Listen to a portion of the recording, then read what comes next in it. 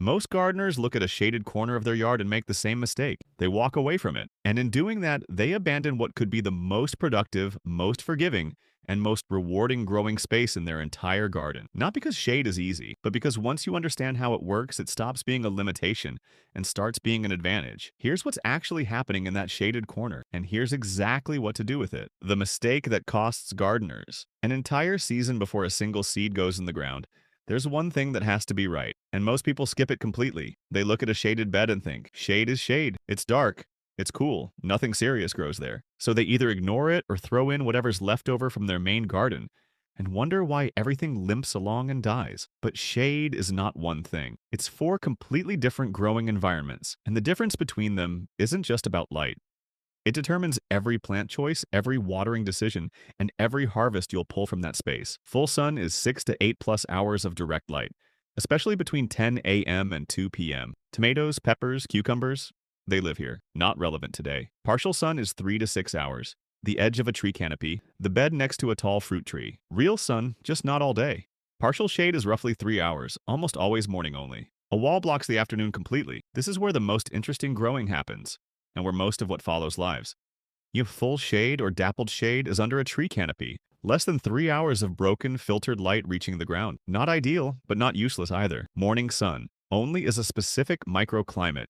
Direct early sun, complete shade by early afternoon. Cool season crops were practically designed for this condition. Hold this rule and never let it go. Nothing grows productively in full shade. The working range for everything in a shady garden is partial sun down to partial shade, 3 to 6 hours. That's the window.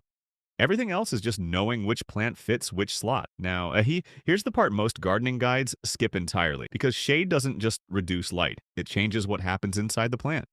And understanding that changes every decision you make from here forward. Shade actually does. And why some plants secretly love it. Plants use sunlight to manufacture sugar. That sugar is energy. Less light means less energy, slower growth, smaller yields, longer time to harvest. Add 15 to 25% onto every seed packet's days to maturity estimate. That's your real shady garden timeline. But here's where it gets genuinely surprising. For certain plants, shade doesn't slow things down in a bad way. It improves the final result. Lettuce in full summer sun turns bitter and bolts within days.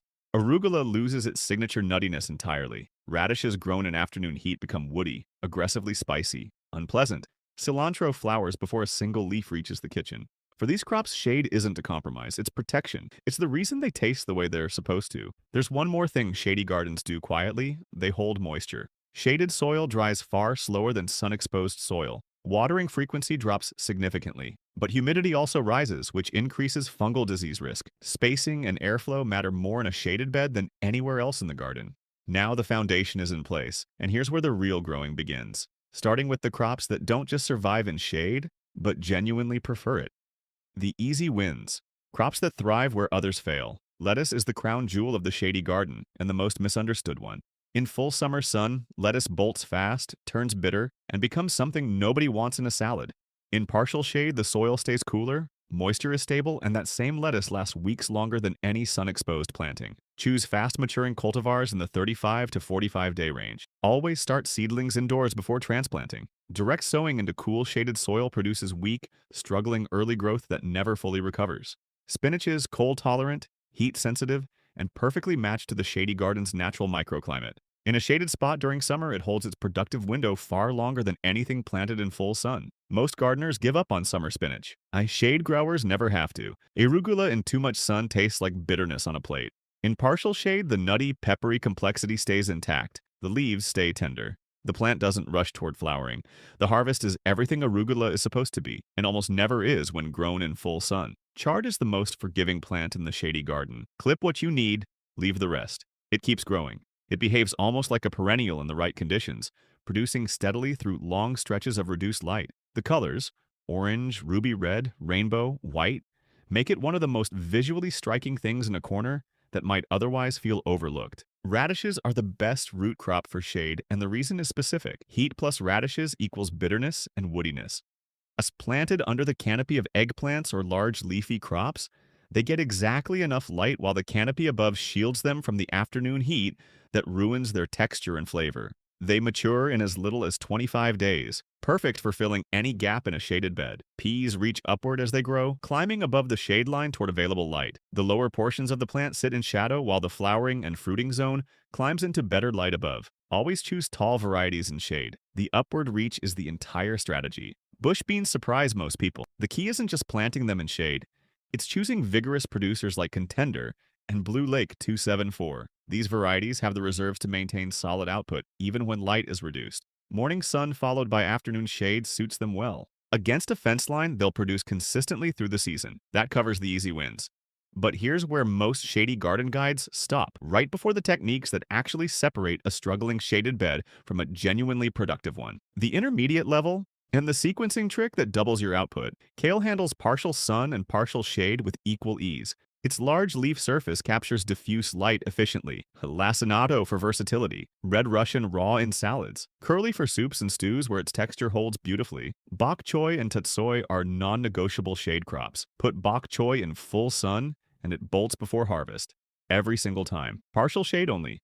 No more than 3 hours of direct sun. Buried behind taller established plants at the back of the bed, where temperatures stay coolest. Carrots benefit from shade for one specific and deeply underappreciated reason: germination survival. Carrot seedlings are fragile. One day of the soil surface drying out after germination kills an entire row. In a shaded bed, cooler soil holds moisture far longer, dramatically improving the germination success rate that stops most beginner gardeners from ever successfully growing carrots. Choose a quick maturing finger variety for the best results. Beets in partial shade still reach full size, they just take longer. Red varieties like Robin and Early Wonder mature around 50 days. Golden beets push toward 80. Plan accordingly and the harvest is as good as anything grown in full sun. Now, here's the sequencing trick that changes how brassicas work in shade entirely. Broccoli, cauliflower, and romanesco handle 4 to 6 hours of sun well enough for a real harvest. But the way to get maximum output isn't just about light, it's about timing. Plant brassica transplants directly inside summer beds while peppers and tall summer crops are still growing.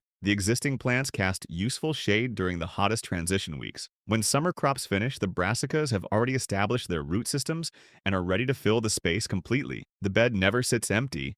The crops never compete. The summer plants become a built-in seasonal shade management system. For broccoli specifically, skip single-head varieties. Choose floret-producing types like Belstar or Burgundy. Multiple side shoots over an extended window more than compensates for the smaller yield that reduced light creates. For cauliflower, fast-maturing varieties like Twister and Snowball are the right call every time. Herbs in shade are where most gardeners leave the most flavor behind. Cilantro's biggest failure is bolting in heat and sun. In partial shade, it grows slower but stays in leaf far longer. Choose a slow bolt cultivar like long-standing Santo. Plant it in partial shade and harvest the cilantro actually intended to grow, instead of watching it flower before a single stem reaches the kitchen. Mint becomes tougher and more bitter with too much heat. Tucked under taller container plants that cast afternoon shade, it stays cool, soft-leafed, and genuinely refreshing. Plant dill at the base of pickling cucumbers. The cucumbers cast shade downward onto the dill. Both crops hit harvest simultaneously. Pick them together.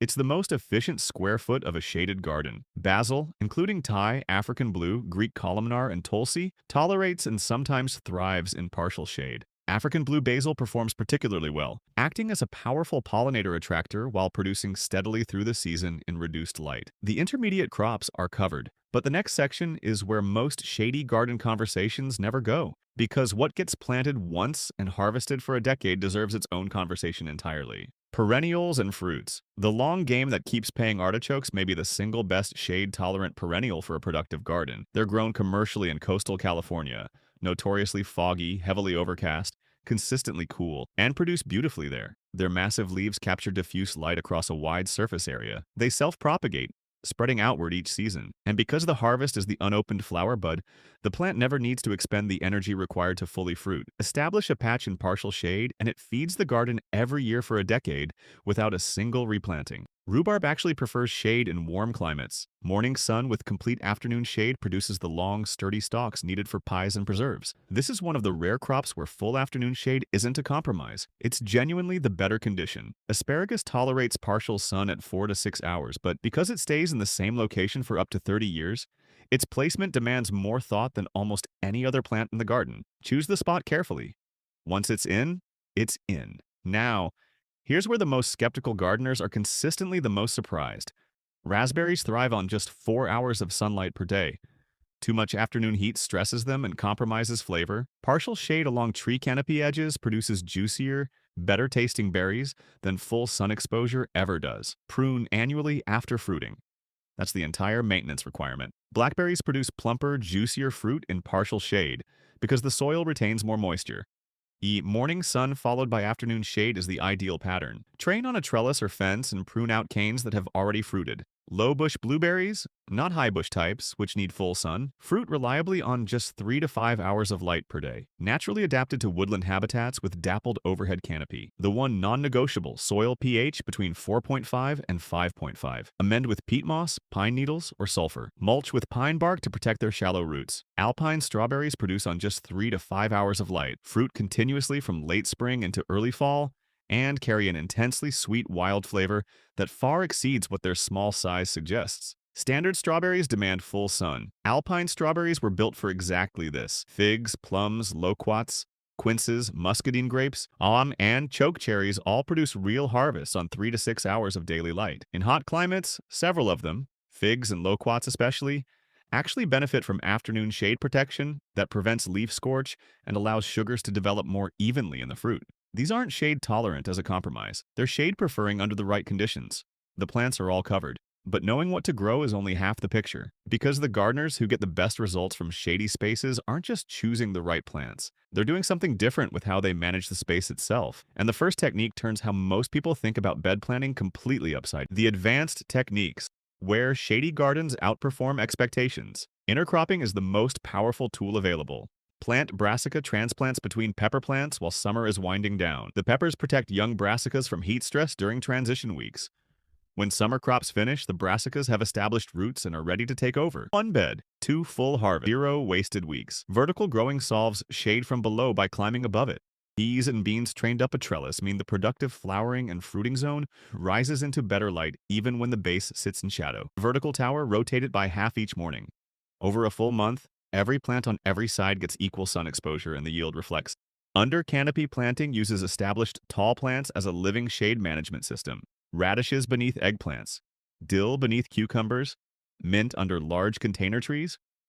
Every plant is matched to the exact light level it actually prefers, using the canopy above as the tool that creates it. Container rotation turns the shady garden into a flexible system. Keep crops in grow bags and move them toward better light whenever needed. The shaded bed stops being a fixed limitation and becomes one position in a rotation that serves every plant exactly when it needs more sun. Tree pruning is the most direct intervention.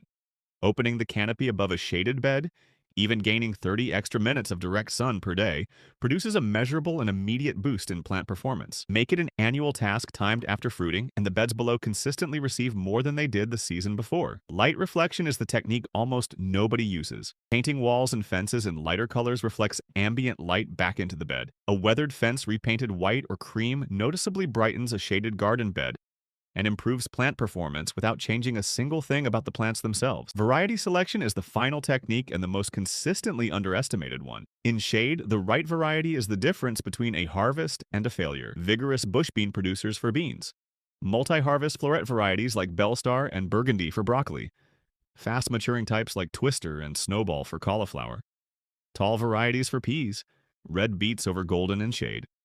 The plant chosen before anything goes into the ground matters as much as every decision made after. That shaded corner of the yard isn't a problem. It never was. Every light condition has crops matched perfectly to it. Every crop has a technique behind it. And every technique here works, not in theory, but in real soil, through real seasons, with real harvests at the end. The gardeners who get the most from shade are not the ones who waited for more sun. They're the ones who stopped walking past that corner and started planting it.